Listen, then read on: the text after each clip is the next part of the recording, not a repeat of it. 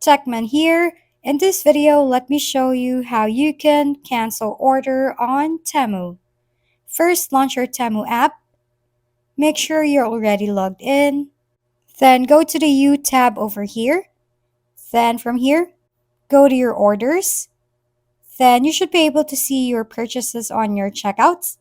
Just a quick note, you can only cancel your order if the item has not left the actual facility yet. Meaning, you can only cancel your orders within 20 or 40 hours. If it says your item is now delivering or left the facility, you have no option to cancel your order. But if your items is still in the facility, you should see a cancel order on each item over here. Just click on that, and you're done.